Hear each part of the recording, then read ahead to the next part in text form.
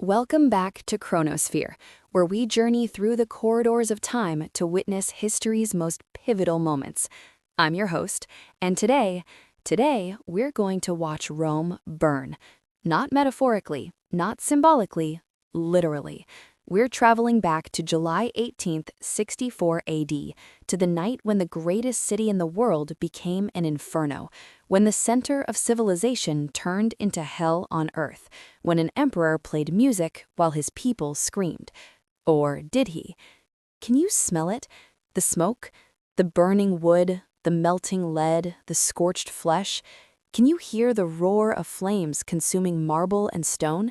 Can you feel the panic of 1 million people trapped in a maze of fire with nowhere to run? Today, we're diving into one of history's most infamous disasters, the Great Fire of Rome, 6 days and 7 nights of unstoppable destruction, and at the center of it all, a 26-year-old emperor named Nero, whose name would become synonymous with tyranny, madness, and persecution. But here's the question that has haunted historians for 2,000 years. Did Nero start the fire? Or is he history's most slandered scapegoat? Are you ready to step into the flames? Then let's begin. First, let me paint you a picture of Rome in 64 AD. Close your eyes and imagine. You're standing on the Palatine Hill, looking out over the greatest metropolis the world has ever seen. 1 million people packed into a city that sprawls across 7 hills. The population density is staggering, almost incomprehensible. Think New York City, but with buildings made of wood and stone, oil lamps lighting every home. The wealthy live in spacious houses called domus, elegant structures with gardens and fountains. But the vast majority, the plebeians, they live in insulae. These are apartment buildings, sometimes 6 or 7 stories tall, crammed together in narrow, winding streets. The ground floors are shops and taverns. Above them, floors of tiny apartments, each one packed with families. And here's the deadly detail. These buildings are made almost entirely of wood.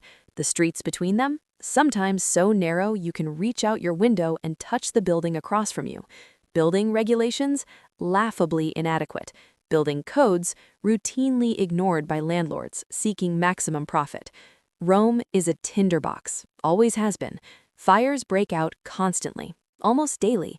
Most are contained, some spread to neighboring blocks, but every Roman knows, deep in their bones, that someday the big one is coming. And on July 18th, 64 AD, it arrives. It's a hot summer night, the kind where the air feels thick enough to cut with a knife. Most of Rome is asleep, but in the Circus Maximus district, the shops are still open. Merchants are closing up for the night, oil lamps flicker in windows. And then, somewhere near the southeastern end of the Circus Maximus, in a shop that sells olive oil or perfumes or fabric, nobody knows exactly which, a flame catches.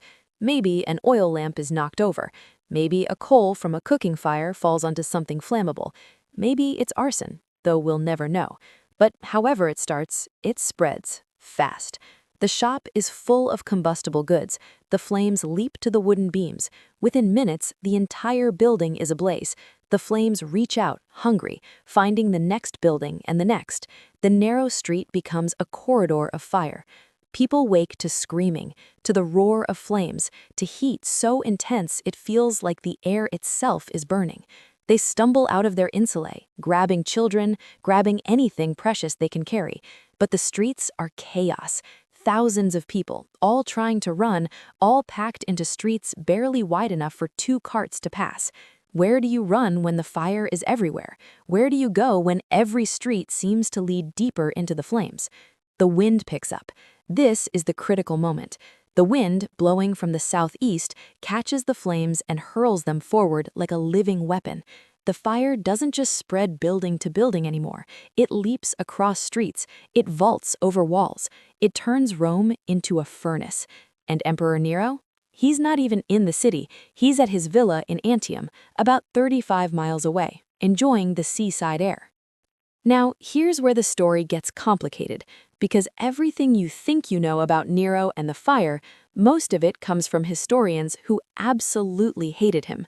Tacitus, Suetonius, Cassius Dio, they're writing decades after Nero's death, and they have an agenda. Nero was a tyrant. Nero murdered his mother, his wives, countless senators. Nero was a monster, and monsters start fires, don't they? But let's look at what actually happened.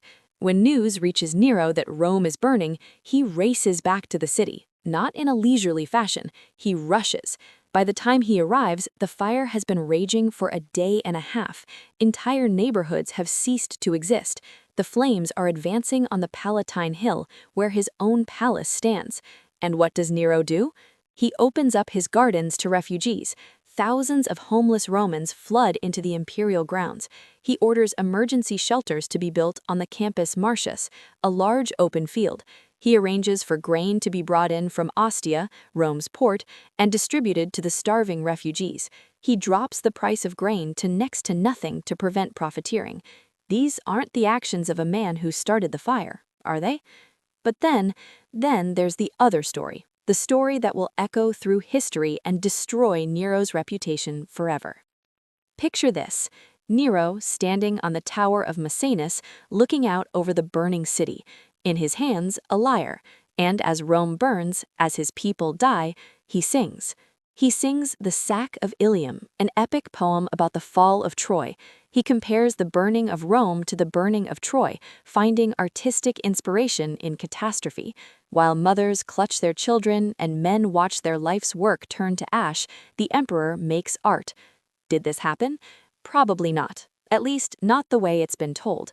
The phrase, Nero fiddled while Rome burned, is doubly wrong. First, the fiddle wouldn't be invented for another 1,000 years. Second, the evidence that Nero performed during the fire is shaky at best. Tacitus, who despised Nero, actually admits that Nero wasn't even in Rome when the fire started. Suetonius, equally hostile, claims Nero sang, but provides no reliable source. The story seems to have grown over time, each telling adding more dramatic embellishment. But here's the terrifying thought. Even if Nero didn't start the fire, even if he tried to help, what if he also saw opportunity?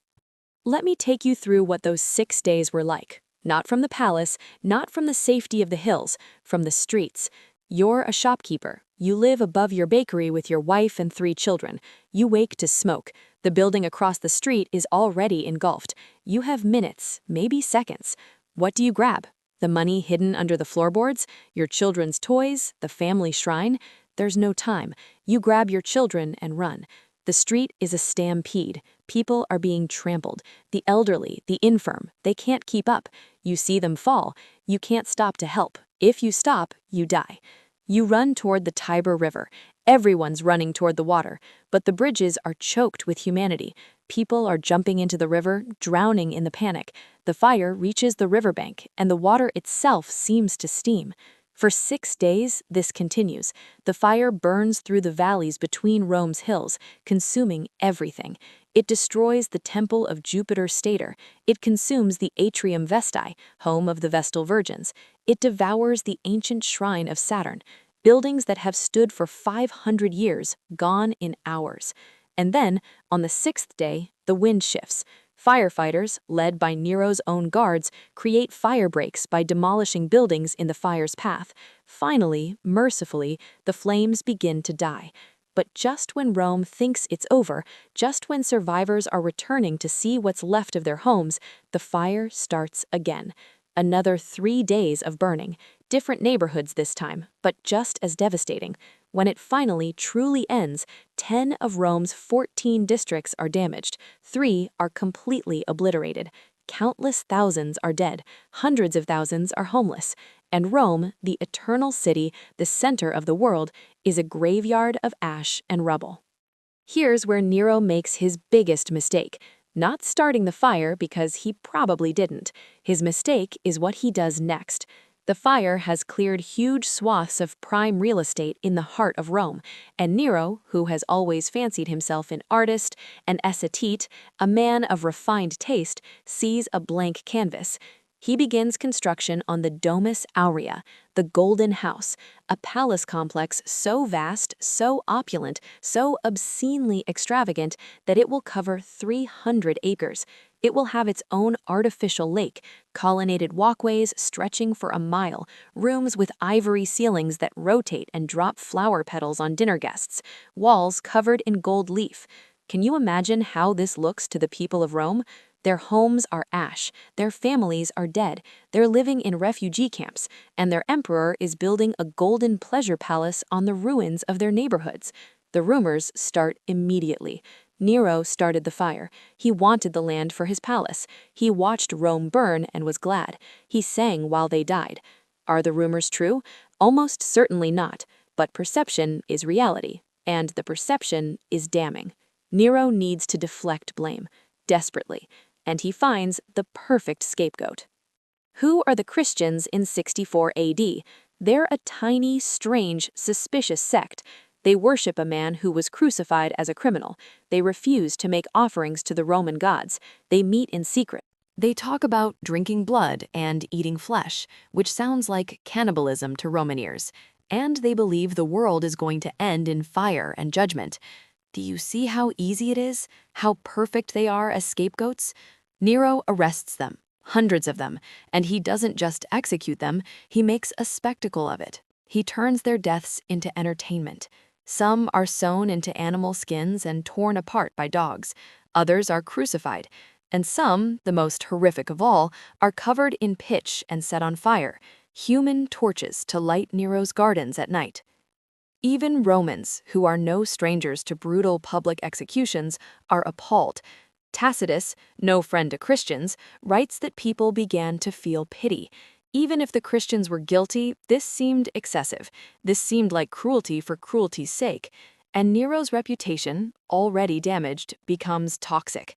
The man who burned Rome, the man who sang while it burned, the man who persecuted the innocent to save himself.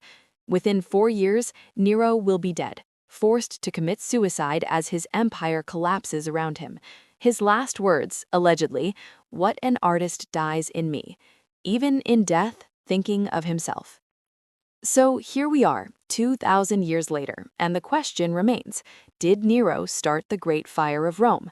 The honest answer is, we don't know. We'll never know. The evidence against him is circumstantial at best. He benefited from the fire, yes. He built his palace on the ruins, yes. But benefiting from something doesn't mean you caused it, and the ancient sources that accuse him most strongly are deeply biased. What we do know is this: Rome burned.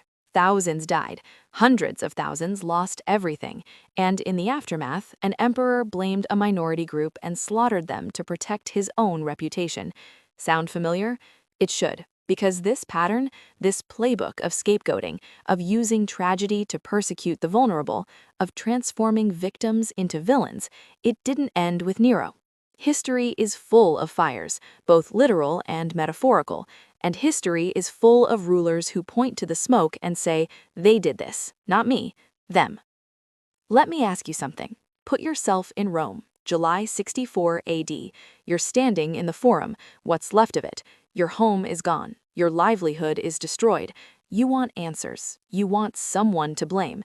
The emperor says it was the Christians, a weird cult you don't understand. He says they hate Rome, hate civilization, want to watch it all burn. He says he'll make them pay. Do you believe him? Do you join the crowds at the executions, cheering as people are torn apart by dogs? Or do you ask questions? Do you wonder why this convenient enemy appeared exactly when the emperor needed one? It's easy to judge from 2,000 years away, but put yourself there, in the smoke and the fear and the anger. What would you have done? And here's the harder question. What fires are burning in our world right now? What tragedies are being exploited? What scapegoats are being offered up to distract us from harder truths? Because that's the real legacy of the Great Fire of Rome. Not the flames themselves, not even Nero's guilt or innocence. The legacy is the reminder that in times of crisis, we are most vulnerable to lies, that fear makes us cruel, that we will believe almost anything if it gives us someone to blame.